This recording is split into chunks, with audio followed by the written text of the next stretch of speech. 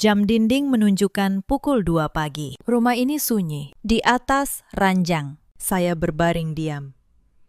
Mata terpejam, tapi saya tidak tidur. Napas saya atur agar terdengar teratur. Seolah-olah saya sedang terlelap, padahal telinga saya menangkap setiap suara di sudut kamar. Gesekan kain, bunyi lemari dibuka. Lalu, suara resleting koper yang ditarik perlahan. Itu suami saya, Farhan, lelaki yang menikahi saya 10 tahun lalu. Malam ini, dia mengemasi barangnya diam-diam. Pergi meninggalkan saya. Dia pikir saya istri bodoh yang tertidur pulas saat dunianya sendiri sedang dia hancurkan. Saya tidak bangun. Saya tidak berteriak. Saya tidak menangis. Saya membiarkannya pergi karena 30 menit yang lalu, sebelum dia melangkah keluar dari pintu ini, saya sudah memastikan satu hal. Yang dia bawa di dalam koper itu bukan tiket menuju kebebasan, melainkan tiket menuju penjara. Halo sahabat, selamat datang kembali.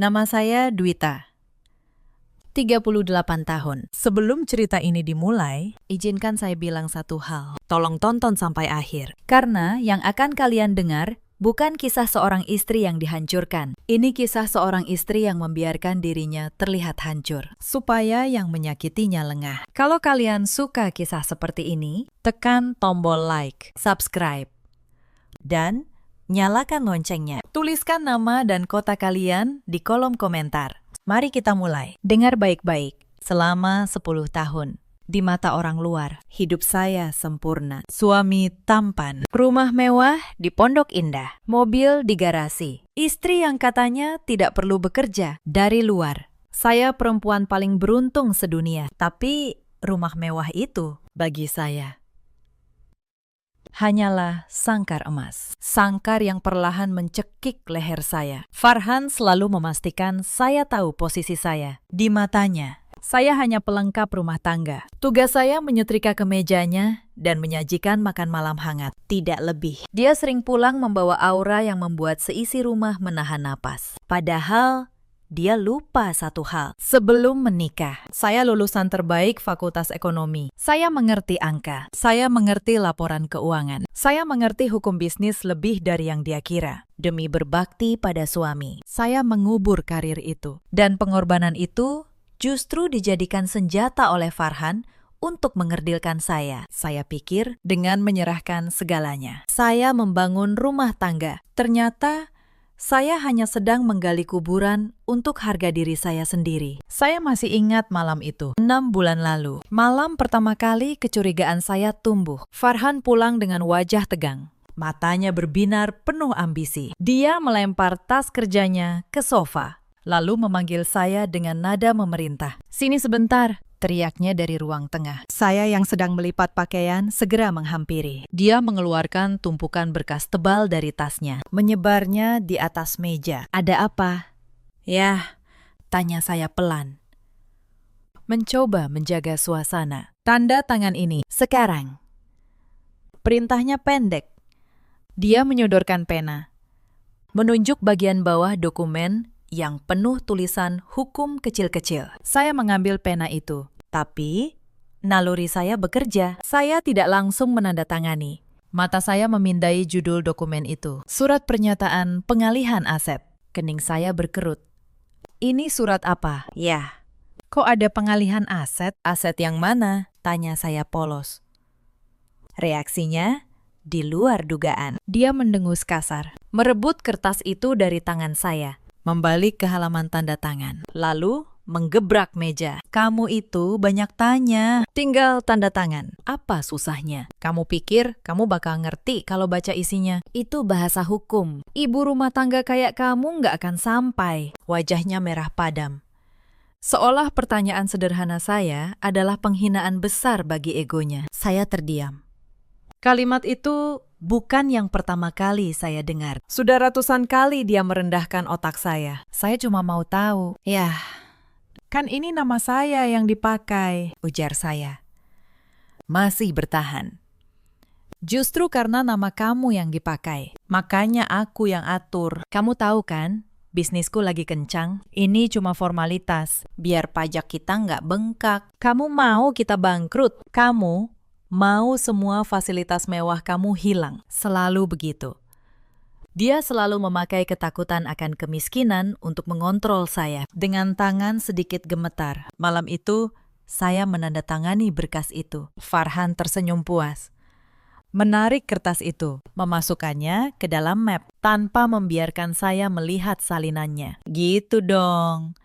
Jadi istri itu yang nurut. Biar suami yang mikir keras cari uang. Kamu tinggal nikmati hasilnya. Jangan sok pintar, ucapnya sambil menepuk pipi saya pelan. Sebuah gerakan yang terlihat sayang, tapi terasa merendahkan. Malam itu, saya tidur memunggunginya. Dan untuk pertama kalinya, saya bertanya pada diri sendiri, surat apa sebenarnya yang baru saja saya tanda tangani? Esok paginya, saya mencoba menanyakannya sekali lagi. Dengan hati-hati, saya menyajikan kopi, lalu bertanya pelan, apakah saya boleh menyimpan satu salinan surat itu untuk arsip rumah? Reaksi Farhan dingin. Dia menatap saya seolah saya baru saja menghina kecerdasannya. Buat apa kamu simpan? Kamu mau jadi pengacara sekarang, katanya sambil tertawa mengejek. Sudah. Urusan begituan, biar aku yang pegang. Kamu cukup urus dapur. Saya mengangguk. Saya tersenyum.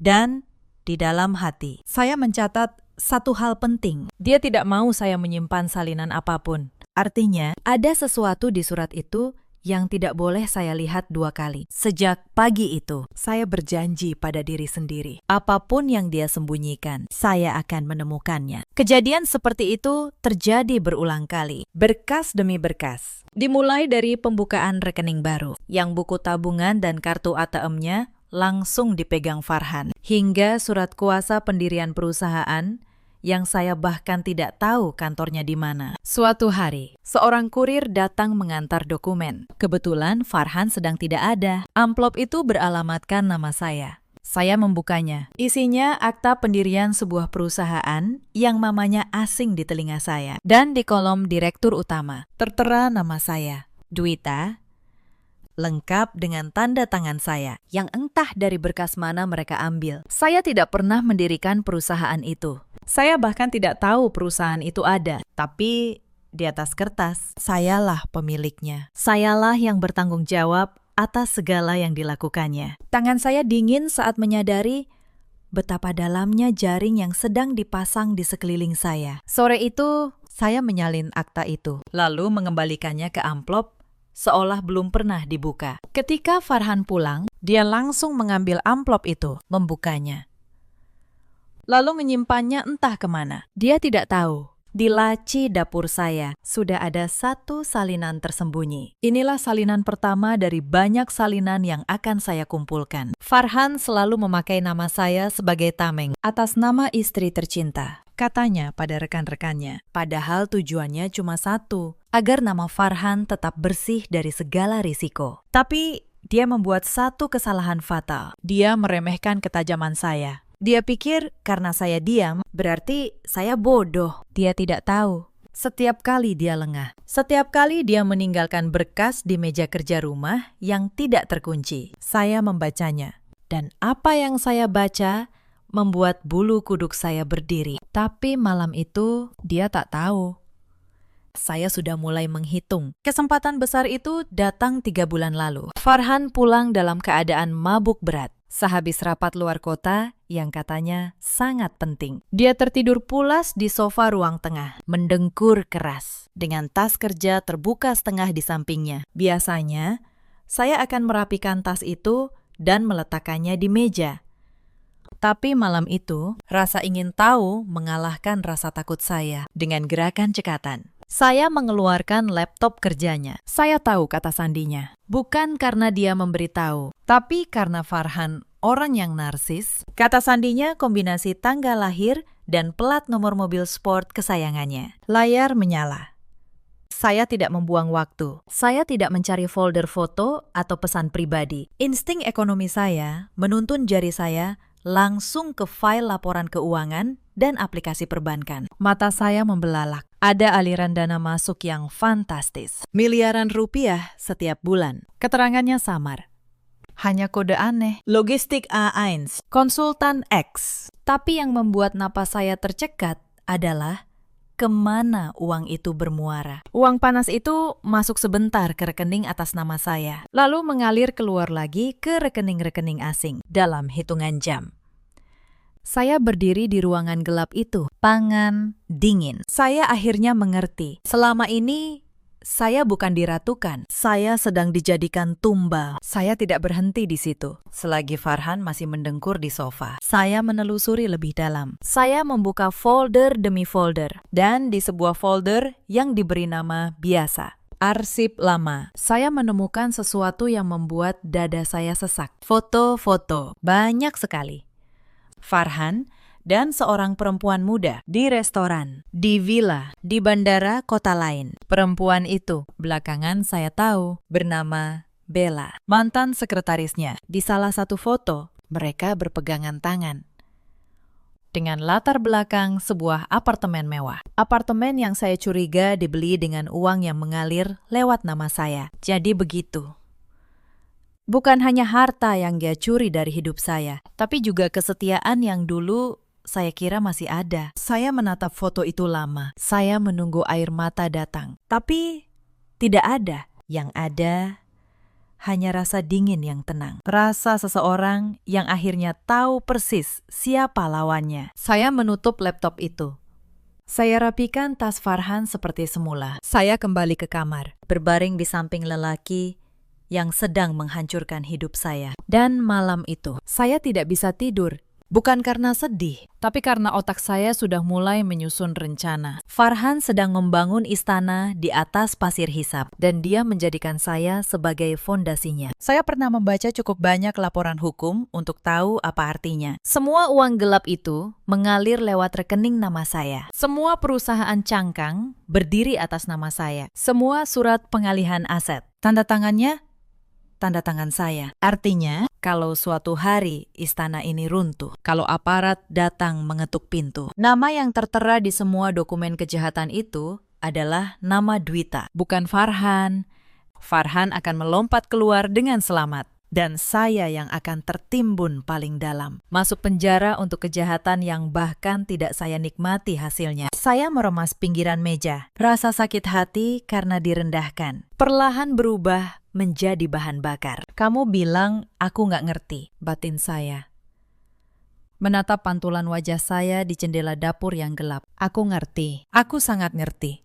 Justru karena aku ngerti, aku membiarkan kamu merasa menang. Karena musuh yang paling mudah dihancurkan adalah musuh yang merasa dirinya paling pintar. Malam itu, cinta saya pada Farhan mati. Tepat di saat saya sadar, suami saya tega menjadikan saya tumbal demi ambisinya. Tapi saya tidak menangis. Saya mulai merencanakan. Setelah malam itu, saya berubah. Di depan Farhan, saya tetap istri yang patuh dan sedikit lambat. Tapi di belakangnya, saya menjadi penyelidik yang sabar. Setiap berkas yang dia tinggalkan, saya foto. Setiap rekening koran yang dia lupa simpan, saya salin. Setiap percakapan yang dia anggap tak penting, saya catat tanggalnya. Saya tidak tahu kapan saya akan membutuhkan semua ini. Tapi saya tahu suatu hari nanti, kertas-kertas inilah yang akan menentukan siapa yang berdiri dan siapa yang jatuh. Saya juga mulai membaca, bukan novel. Saya membaca undang-undang tentang pencucian uang, tentang pidana ekonomi, tentang bagaimana seseorang yang namanya dipakai tanpa sadar bisa membela diri. Setiap malam setelah Farhan tidur, saya belajar mengubur diri di balik laptop, di ruang kerja yang dia kira hanya saya pakai untuk belanja online. Saya menyadari satu hal penting. Saya tidak bisa melawan Farhan dengan emosi. Saya hanya bisa melawannya dengan bukti. Hitam di atas putih, sementara saya menyiapkan benteng dalam diam. Farhan semakin berani merendahkan saya, bahkan di depan orang lain. Suatu malam, dia mengadakan jamuan makan di rumah. Para rekan bisnisnya datang. Istri-istri mereka berdandan mewah. Farhan ingin pamer. Pamer rumah, pamer mobil, pamer istri yang katanya patuh. Di tengah makan malam, salah satu tamu memuji masakan saya. Wah, istri Pak Farhan pinter masak ya. Dulu kuliah di mana, Bu? Sebelum saya sempat menjawab, Farhan tertawa. Istri saya nggak usah ditanya soal kuliah. Dia di rumah aja. Yang penting masakannya enak, kan? Dia mengedipkan mata ke arah tamunya. Seluruh meja tertawa. Sopan, tapi menusuk. Padahal saya lulusan terbaik Fakultas Ekonomi. Saya bisa membaca laporan keuangan tamu-tamu itu lebih cepat dari mereka sendiri. Tapi malam itu, saya hanya tersenyum, menunduk, dan mengisi ulang gelas mereka. Saya biarkan mereka semua menertawakan ibu rumah tangga yang bodoh itu. Karena saya tahu satu hal yang mereka tidak tahu. Suatu hari nanti, nama saya akan tercatat di berkas pengadilan, bukan sebagai terdakwa, tapi sebagai perempuan yang menjatuhkan seluruh kerajaan ini hanya dengan kesabaran dan beberapa lembar kertas. Dan saat itu tiba. Tidak akan ada yang tertawa lagi. Malam itu, setelah tamu pulang, saya mencuci piring sendirian di dapur. Farhan masuk. Masih puas dengan dirinya sendiri. Lihat kan? Semua kagum sama rumah kita. Untung kamu nurut. Coba kalau kamu rewel. Mana mungkin aku sesukses ini. Dia menepuk bahu saya. Lalu pergi tidur. Saya menatap busa sabun di tangan saya. Sukses, katanya. Sukses di atas nama saya. Sukses yang sebentar lagi akan menjadi penjara untuknya. Penghinaan itu tidak berhenti di meja makan. Ia merembet ke setiap sudut hidup saya, termasuk hal yang paling sederhana, uang belanja. Setiap bulan, Farhan memberi saya uang dalam jumlah yang dia tentukan sendiri. Selalu pas-pasan. Padahal rumah itu penuh kemewahan. Padahal rekening atas nama saya menyimpan miliaran. Tapi untuk membeli kebutuhan dapur saja, saya harus meminta. Dan setiap kali meminta, saya harus mendengar ceramahnya. Kamu ini boros. Untung ada aku. Coba kalau kamu hidup sendiri. Mana bisa kamu makan enak begini, katanya. Sambil menghitung uang itu, lembar demi lembar di depan saya, seolah saya pengemis di rumah saya sendiri. Saya menerima uang itu dengan tangan yang tenang. Saya mengucapkan terima kasih. Tapi di dalam hati, saya mencatat angkanya. Saya mencatat setiap rupiah yang dia berikan. Dan saya bandingkan dengan miliaran yang mengalir lewat nama saya. Selisih yang sangat jauh itu, suatu hari nanti, akan menjadi salah satu bukti betapa saya tidak pernah menikmati hasil kejahatannya. Karena itulah yang Farhan tidak pernah pahami. Dengan mengerdilkan saya sampai sekecil itu, dia justru sedang membangun bukti bahwa saya korban, bukan pelaku. Korban tidak hidup dalam kekurangan. Kalau dia menikmati miliaran, setiap penghinaan kecil itu kelak menjadi tameng saya di pengadilan. Kadang saya berpikir, betapa anehnya nasib. Senjata yang Farhan pakai untuk menindas saya, perlahan saya kumpulkan, saya susun. Dan saya ubah menjadi senjata yang akan menjatuhkannya. Yang dia kira kelemahan saya, justru menjadi kekuatan saya. Suatu sore, saya pergi diam-diam. Saya bilang pada Farhan, saya mau ke salon, padahal saya pergi menemui seseorang. Namanya Pak Dharma, seorang pengacara tua, teman almarhum ayah saya semasa kuliah. Ayah saya dulu juga sarjana ekonomi, dan Pak Dharma sering ke rumah dulu. Saya percaya padanya, seperti saya percaya pada ayah saya sendiri. Di kantornya yang sederhana, saya membuka semua. Saya keluarkan map tebal berisi salinan dokumen, rekening koran, surat pengalihan aset, foto laporan keuangan. Semuanya, Pak Dharma membaca dalam diam. Lama. Lalu dia melepas kacamatanya dan menatap saya dengan wajah serius. Nak, katanya pelan. Kamu sadar tidak? Kamu sedang duduk di atas bom. Saya mengangguk.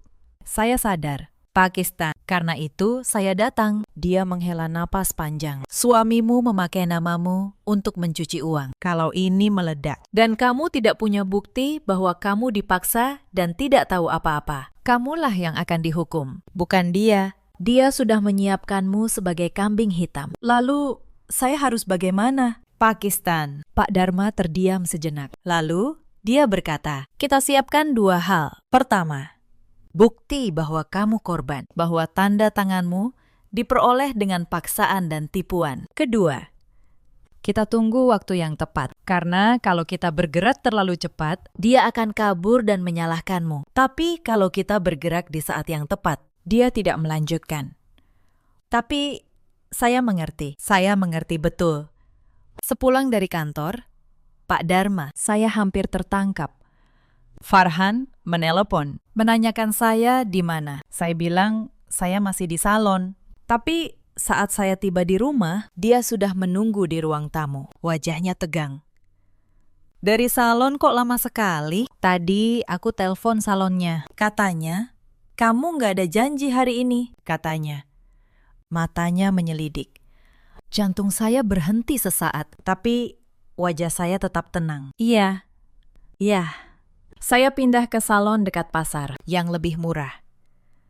Saya pikir lebih hemat. Maaf nggak bilang. Saya menunjukkan kuku saya yang memang sengaja saya catkan dalam perjalanan pulang untuk jaga-jaga. Farhan menatap saya lama. Lalu dia mendengus. Ya sudah, lain kali bilang. Aku nggak suka nggak tahu kamu di mana. Dia berbalik pergi. Saya menahan napas yang sedari tadi saya tahan. Saat itu, saya belajar pelajaran berharga dalam permainan ini. Satu kesalahan kecil bisa menghancurkan segalanya. Sejak hari itu, saya semakin hati-hati. Saya menyimpan semua salinan dokumen bukan di rumah, tapi di kotak penyimpanan aman yang Pak Dharma sewakan atas nama kantornya. Tidak ada satupun jejak yang tertinggal di rumah. Bulan-bulan berikutnya berlalu seperti permainan catur yang lambat. Di rumah, saya tetap memasak.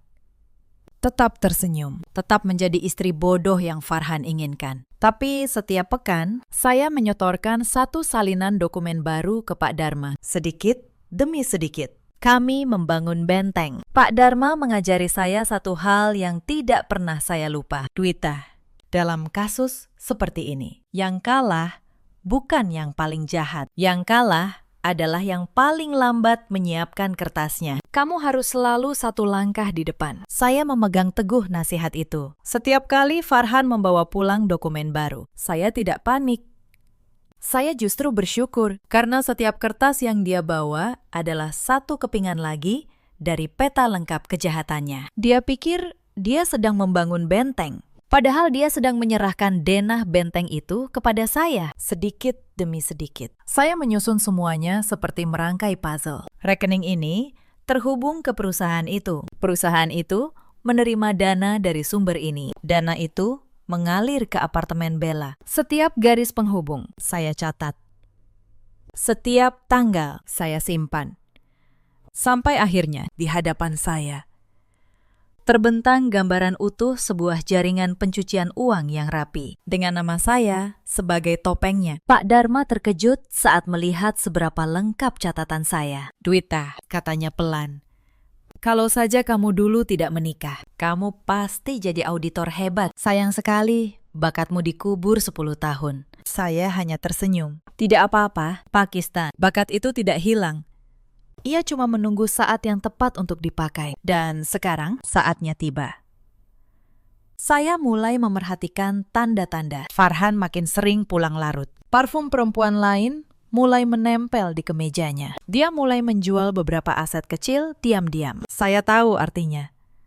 Dia sedang bersiap kabur. Suatu hari, saya menemukan sebuah brosur properti di saku jasnya. Sebuah rumah mewah di luar negeri. Di sudut brosur itu ada tulisan tangan Bella. Hati kecil dengan nama mereka berdua. Mereka sudah merencanakan kehidupan baru di negeri yang jauh dengan uang yang dicuri dari nama saya. Beberapa hari kemudian, Farhan menyodorkan satu berkas terakhir kepada saya. Tanda tangan ini, yang terakhir.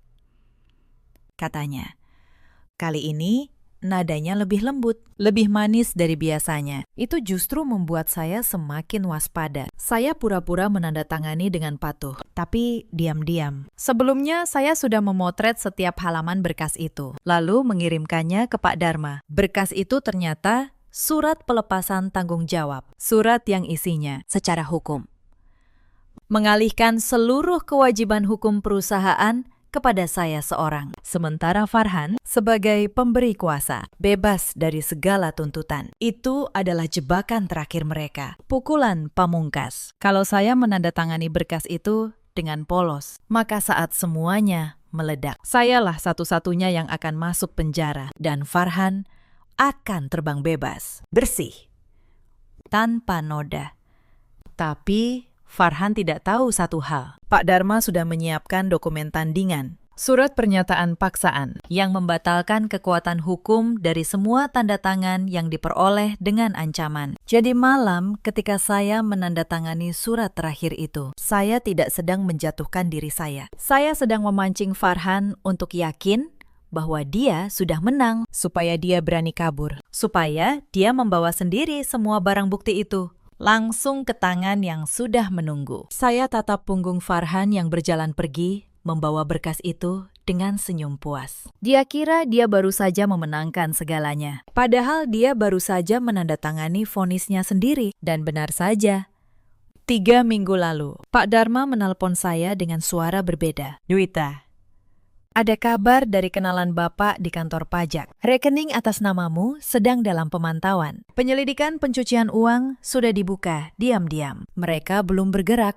Tapi sebentar lagi pasti bergerak. Kalau kita tidak mengamankan posisimu sekarang, kamu akan ikut terseret. Jantung saya berdebar. Tapi anehnya, bukan karena takut. Karena saya tahu, waktunya hampir tiba. Kami menyusun langkah terakhir dengan hati-hati. Pak Dharma membuatkan satu dokumen penting. Surat pernyataan resmi, lengkap dengan semua bukti bahwa saya, Dwita, tidak pernah secara sadar terlibat dalam aliran dana itu, bahwa tanda tangan saya diperoleh dengan paksaan, ancaman, dan penipuan oleh suami saya. Surat itu kami serahkan secara sah ke pihak berwenang sebagai laporan korban. Tertanggal, tercatat, lengkap dengan bukti. Artinya, di mata hukum, posisi saya sudah berubah. Saya bukan lagi tersangka. Saya pelapor. Saya korban yang berani bicara. Dan Farhan tidak tahu apa-apa.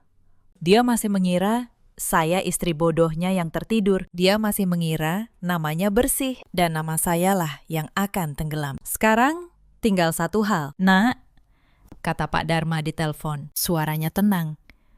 Kita tunggu dia bergerak. Begitu dia mencoba kabur membawa aset itu, dia akan langsung jatuh ke jaring yang sudah dipasang. Dia akan membawa sendiri barang bukti ke tangan aparat. Kamu tidak perlu mengejarnya. Biarkan kesombongannya yang mengantarnya ke penjara. Saya menutup telepon. Saya menatap ke arah kamar, tempat Farhan sedang tidur tanpa beban. Lelaki yang merasa dirinya sangat pintar, yang sebentar lagi akan membuktikan betapa bodohnya dia. Dan malam ini, semuanya tiba. Sepanjang sore tadi, saya melihat tanda-tandanya. Farhan gelisah. Dia berkali-kali mengecek ponsel. Dia bilang, besok pagi mau ada rapat penting di luar kota. Saya hanya mengangguk, tersenyum, dan memasakkan makan malam kesukaannya. Untuk terakhir kalinya, pukul 1 pagi, saya berbaring di samping Farhan, pura-pura tidur. Tapi tangan saya di bawah selimut sudah memegang ponsel. Pukul 1:30, saya mendengar napasnya berubah. Dia bangun, diam-diam. Saat itulah, dengan jari yang tenang, saya mengirim satu pesan ke Pak Dharma. Hanya satu kata, sekarang.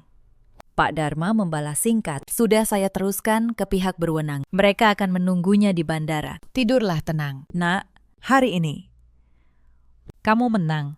30 menit. Itulah jarak antara pesan saya dan langkah pertama Farhan keluar dari pintu. 30 menit yang Farhan kira adalah awal kebebasannya. Padahal itu adalah 30 menit terakhir hidupnya sebagai orang bebas. Saya pejamkan mata dan saya biarkan dia mengemasi kopernya dengan tenang. Karena setiap baju yang dia masukkan, setiap dokumen yang dia bawa, hanya akan menjadi tumpukan barang bukti yang dia antar sendiri. Saya mendengar langkah kakinya menjauh. Pintu kamar ditutup pelan, nyaris tak bersuara. Lalu, suara mesin mobil dinyalakan di garasi. Menderu pelan, sebelum akhirnya menjauh, meninggalkan pekarangan. Barulah saat itu, saya membuka mata. Tidak ada air mata di pipi saya. Tatapan saya kosong, tapi tajam. Langit-langit kamar terasa jauh lebih luas sekarang. Saya bangkit.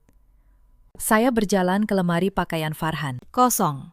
Hanya tersisa beberapa gantungan baju yang berayun pelan terkena angin. AC. Semua pakaian branded, jam tangan mewah. Dokumen penting dari brankas kecil. Semuanya lenyap.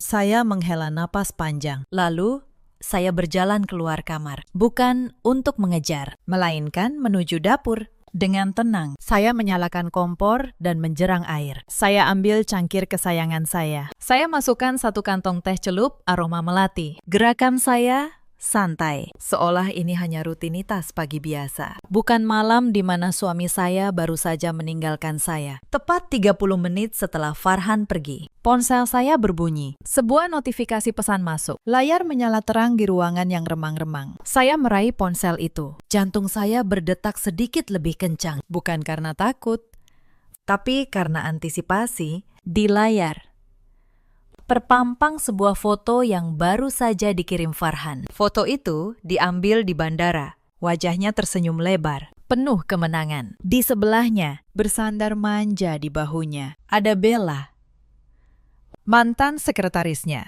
tersenyum mengejek ke arah kamera sambil memamerkan tiket pesawat di tangannya. Di bawah foto itu, ada pesan panjang. Saya membacanya dalam hati, kata demi kata. Selamat tinggal, wanita tak berguna. Maaf, aku tidak membangunkanmu. Aku takut kau akan merengek di kakiku. Asal kau tahu, semua hartamu, tabungan kita, dan aset perusahaan sudah aku kuasai. Aku dan Bella akan memulai hidup baru yang jauh lebih layak. Bersiaplah jadi gelandangan besok pagi. Jangan cari aku. Kau tidak akan mampu mengejarku. Saya membaca pesan itu sekali. Lalu, saya letakkan ponsel kembali ke meja. Uap panas mengepul dari cangkir teh saya, menyebarkan aroma melati. Apakah saya marah? Tentu ada rasa perih. Pengkhianatan tetaplah luka. Tapi anehnya, perasaan yang paling mendominasi hati saya saat ini bukan kesedihan, melainkan kelegaan yang luar biasa. Saya mengambil cangkir teh itu, meniupnya perlahan, lalu menyesapnya. Hangatnya menjalar ke seluruh tubuh, memberikan ketenangan yang sudah lama hilang dari rumah ini. Saya tersenyum tipis, senyum yang misterius. Saya menatap layar ponsel yang kini sudah gelap kembali. Kasihan sekali kamu, Mas Farhan, gumam saya pelan.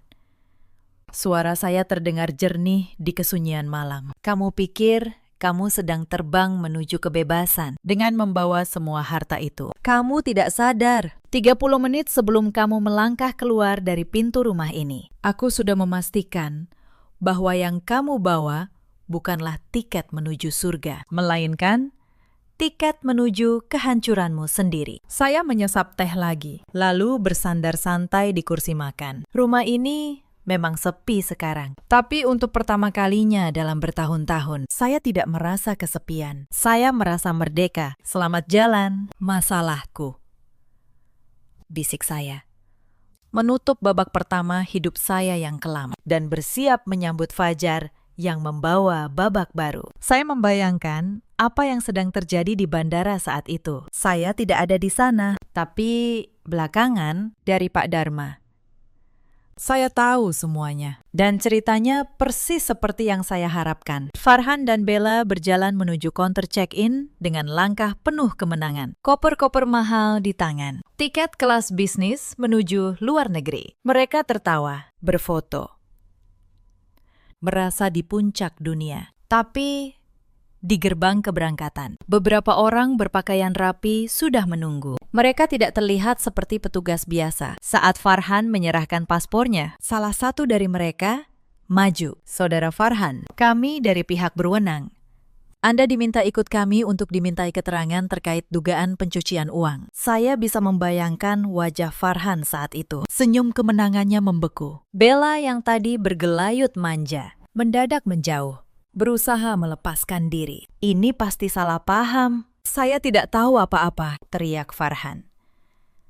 Tapi di tangan petugas itu sudah ada berkas. Berkas yang isinya semua aliran dana gelap, semua rekening, Semua surat yang dia kira hanya nama saya yang tercantum. Karena 30 menit sebelumnya, laporan korban dari saya. Lengkap dengan semua bukti yang Pak Dharma siapkan berbulan-bulan. Sudah resmi masuk. Dan begitu nama saya bersih sebagai pelapor. Satu-satunya nama yang tersisa untuk bertanggung jawab adalah pemilik sebenarnya dari kejahatan itu. Farhan. Koper yang dia bawa, yang dia kira berisi kebebasan. Ternyata penuh dokumen yang memberatkannya sendiri. Dia tidak menyelundupkan harta, dia mengantarkan barang bukti. Belakangan, saya dengar di ruang pemeriksaan, Bella langsung berbalik. Perempuan yang tadi bergelayut manja di bahu Farhan, kini menangis di depan petugas. Dia mengaku tidak tahu apa-apa. Dia menyalahkan Farhan atas segalanya. Dia bahkan menyerahkan pesan-pesan Farhan yang membuktikan bahwa lelaki itulah otak dari semua rencana. Cinta yang mereka kira akan membawa mereka terbang ke kehidupan baru. Hancur hanya dalam hitungan menit di ruang interogasi. Karena cinta yang dibangun di atas pengkhianatan dan uang curian. Tidak pernah punya akar. Begitu badai datang, ia tumbang lebih dulu. Farhan, yang tadinya begitu yakin akan kecerdasannya, kini duduk sendirian, dikepung berkas. Ditinggalkan perempuan yang untuknya dia rela menghancurkan rumah tangga 10 tahun. Saya membayangkan wajahnya saat menyadari bahwa istri bodoh yang dia tinggalkan tertidur. Ternyata satu-satunya orang yang cukup pintar untuk mengalahkannya. Hari-hari setelah malam itu berlalu seperti mimpi yang aneh. Telepon mulai berdering. Pertama, dari nomor tak dikenal, lalu dari Bella, lalu dari Ibu Farhan, yang selama ini tak pernah menganggap saya. Suara mereka berubah total, yang dulu merendahkan, kini memohon. Bella menelepon sambil menangis. Mbak Dwita, tolong. Saya tidak tahu apa-apa. Farhan yang mengajak saya. Tolong bilang ke polisi, saya tidak terlibat. Saya hanya diam mendengarkan. Lalu, saya berkata pelan, maaf. Saya bukan polisi, dan saya tidak punya urusan apapun dengan kalian berdua lagi. Lalu saya tutup teleponnya. Saya blokir nomornya. Ibu Farhan menelpon dengan nada yang dulu tak pernah saya dengar. Dwita, kamu kan istrinya, bantu dia. Nak, kamu tega membiarkan suamimu di penjara? Saya menarik napas. Bu, anak ibu yang merencanakan semua ini. Dia yang memakai nama saya untuk kejahatannya. Dia yang berniat menjadikan saya gelandangan. Saya tidak menghancurkan dia, Bu. Dia menghancurkan dirinya sendiri. Saya hanya menolak ikut tenggelam bersamanya. Saya tutup telepon itu juga. Dan untuk pertama kalinya, saya tidak merasa bersalah sama sekali. Beberapa hari kemudian, Pak Dharma datang ke rumah membawa kabar. Penyidikan berjalan. Dwita, karena namamu sudah bersih sebagai pelapor, kamu hanya akan dipanggil sebagai saksi, bukan tersangka. Bukti-bukti yang kamu kumpulkan bertahun-tahun itu sangat menentukan. Kamu menyelamatkan dirimu sendiri. Saya menyeduhkan teh untuknya. Kami duduk di teras. Beberapa hari setelah itu, sebuah surat datang ke rumah lama, lalu diteruskan ke alamat baru saya. Tulisan tangannya saya kenal. Farhan, dari balik jeruji. Dia menulis untuk saya. Saya membuka surat itu dengan tenang. Isinya berbeda total dari pesan yang dulu dia kirim di malam kepergiannya. Tidak ada lagi nada merendahkan. Tidak ada lagi kata wanita tak berguna. Yang ada hanya permohonan. Dia memohon maaf. Dia bilang, dia khilaf. Dia memohon agar saya mau membantunya mencabut laporan. Atau setidaknya bersaksi meringankan. Di akhir surat, dia menulis satu kalimat yang membuat saya tersenyum getir. Dwita, kamu istriku. Aku tahu kamu wanita baik. Kamu pasti tidak tega melihatku begini. Saya melipat surat itu kembali. Lelaki yang dulu menertawakan kecerdasan saya, kini bergantung pada belas kasihan saya. Lelaki yang menyebut saya tak berguna, kini memohon agar saya berguna untuknya. Saya tidak membalas surat itu. Bukan karena dendam, tapi karena bagi saya, percakapan itu sudah selesai sejak lama. Sejak malam, dia mengirim foto dirinya tersenyum di bandara bersama perempuan lain. Saya tidak punya apapun lagi untuk dikatakan padanya. Saya hanya menyimpan surat itu di laci. Lalu kembali ke dapur, menyelesaikan adonan kue yang sempat tertunda. Lalu Farhan, Pakistan, tanya saya. Berat. Aliran dananya besar dan jelas. Dia menahan banyak pihak. Kemungkinan besar hartanya akan disita negara untuk membayar denda dan ganti rugi. Rumah ini, mobil, semua aset mewah itu kemungkinan akan dilelang. Saya mengangguk pelan. Anehnya, saya tidak merasa kehilangan karena semua kemewahan itu sejak awal bukan milik saya. Itu hasil kejahatan. Itu sangkar yang dulu mencekik saya. Bagaimana perasaanmu? Nak, tanya Pak Dharma. Menatap saya. Saya tersenyum. Ringan. Pakistan. Untuk pertama kalinya, saya merasa ringan. Saya memutuskan untuk meninggalkan rumah di Pondok Indah itu. Bahkan sebelum disita, saya tidak ingin tidur satu malam pun lagi di tempat yang penuh kebohongan. Saya pindah ke sebuah rumah kecil sederhana di pinggiran kota. Rumah peninggalan ayah saya. Rumah yang dulu Farhan anggap terlalu kampungan untuk kami tinggali. Tapi, bagi saya, rumah itu terasa lebih hangat dari istana manapun. Hari pertama di rumah itu, saya berdiri di dapur kecilnya. Dapur yang sempit, dengan kompor tua dan jendela menghadap kebun. Saya teringat sesuatu. Dulu, sebelum menikah, saya suka membuat kue. Ibu saya yang mengajari. Tangan saya masih ingat caranya. Saya membeli tepung, telur, mentega, lalu saya mulai memanggang. Aroma kue pertama yang keluar dari oven kecil itu membuat mata saya berkaca-kaca. Bukan karena sedih, tapi karena lega. Untuk pertama kalinya dalam 10 tahun, saya melakukan sesuatu karena saya menginginkannya, bukan karena disuruh. Saya menjual kue-kue itu. Awalnya hanya ke tetangga, lalu ke teman-teman lama yang mulai kembali ke hidup saya. Mereka memesan untuk arisan, ulang tahun, hajatan.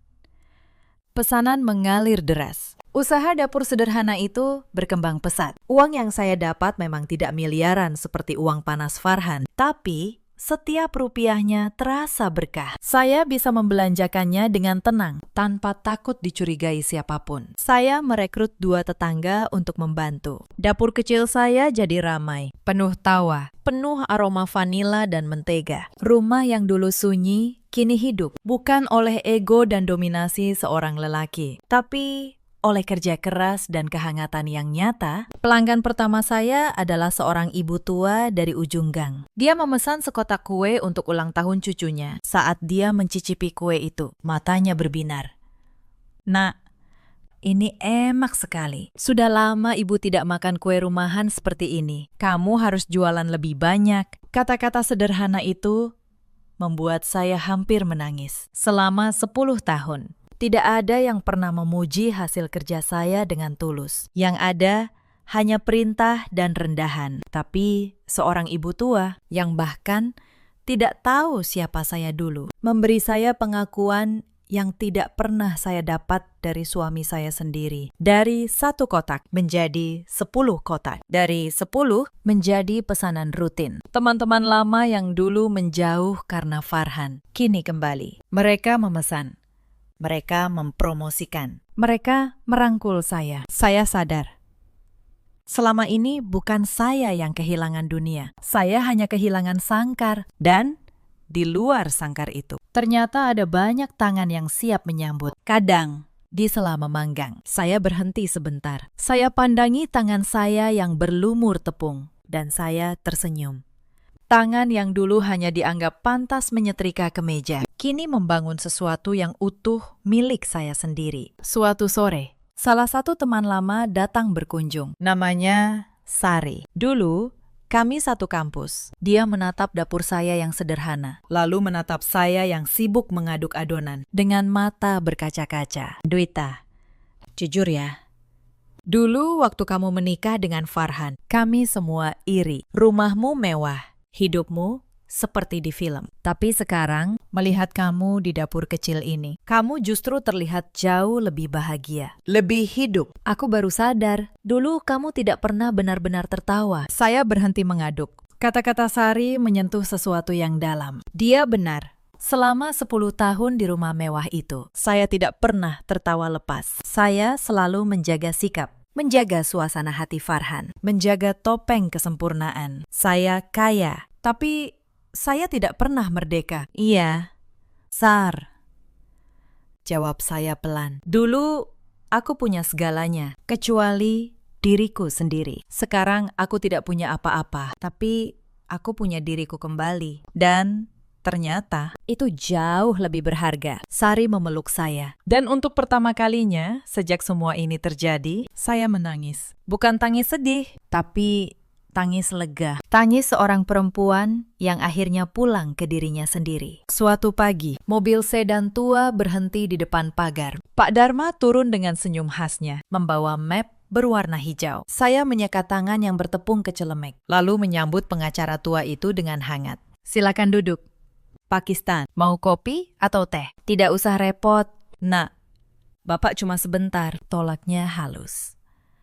Duduk di kursi rotan. Dia meletakkan map hijau itu di meja. Bapak bawa kabar baik, surat keputusan pengadilan sudah keluar. Karena Farhan sedang menjalani masa hukuman dan tidak mengajukan banding. Prosesnya jadi lebih cepat. Tangan saya terulur, menyentuh map itu. Di dalamnya ada akta cerai. Selembar kertas yang secara hukum memutus tali yang mengikat saya pada masa lalu yang kelam. Rumah di Pondok Indah bagaimana? Pakistan. Tanya saya.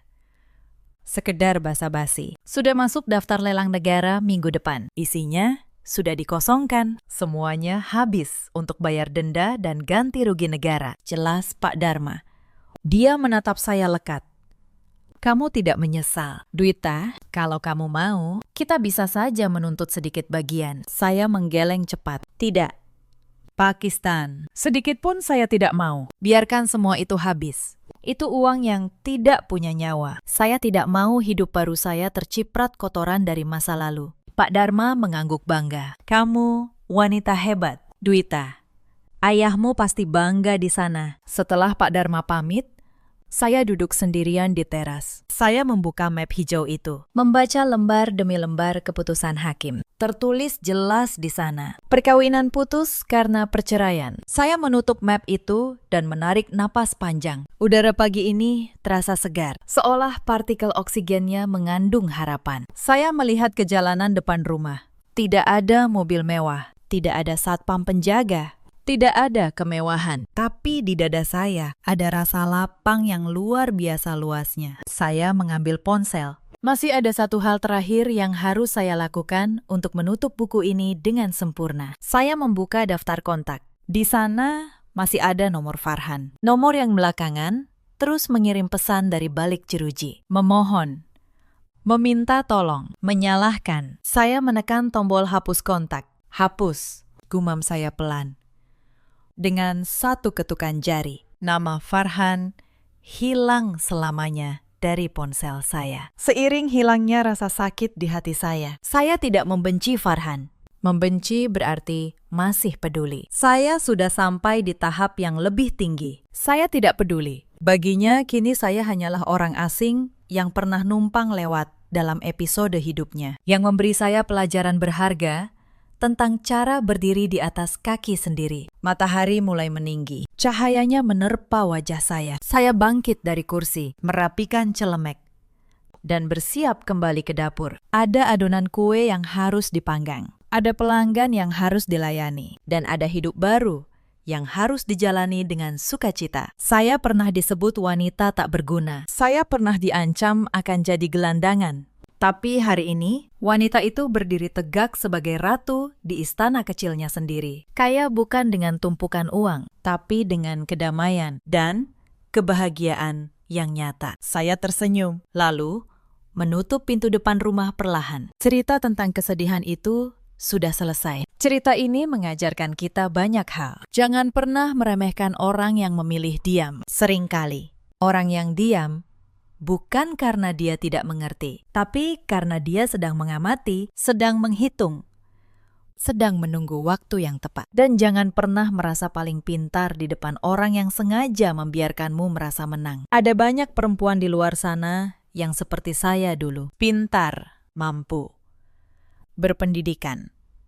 Tapi mengubur semua itu demi seseorang yang justru memakai pengorbanan itu sebagai senjata untuk merendahkannya. Kalau kamu salah satunya, ingatlah, Kemampuanmu tidak hilang hanya karena tidak dipakai. Ia menunggu, dan suatu hari ia akan menyelamatkanmu. Ada juga banyak lelaki seperti Farhan di luar sana yang merasa kekuasaan dan kelicikan akan membawa mereka jauh, yang menjadikan orang terdekat sebagai tameng dan tumbal. Mereka lupa keserakahan selalu menggali lubangnya sendiri. Dan ada pula banyak orang yang mengira kemenangan adalah saat berhasil menghancurkan orang yang menyakiti kita. Padahal kemenangan terbaik bukan itu. Kemenangan terbaik adalah saat kita berhasil melepaskan diri dari mereka dan hidup bahagia tanpa sekalipun menoleh ke belakang. Harta yang paling berharga bukanlah tumpukan uang atau aset mewah, melainkan ketenangan hati dan kebebasan dari rasa takut. Orang yang serakah akan jatuh oleh keserakahannya sendiri, sementara orang yang sabar dan cerdas akan menemukan jalan kemenangannya dengan cara yang tak terduga. Dalam hidup, kita selalu punya pilihan, memilih menjadi korban yang menangis, atau memilih menjadi penyintas yang bangkit. Dwita memilih yang kedua, dan kalian pun bisa. Ceritakan kisah kalian di kolom komentar. Bagikan video ini untuk perempuan lain yang mungkin sedang merasa terjebak di sangkar emasnya sendiri. Terima kasih sudah menemani sampai akhir. Sampai jumpa di kisah berikutnya.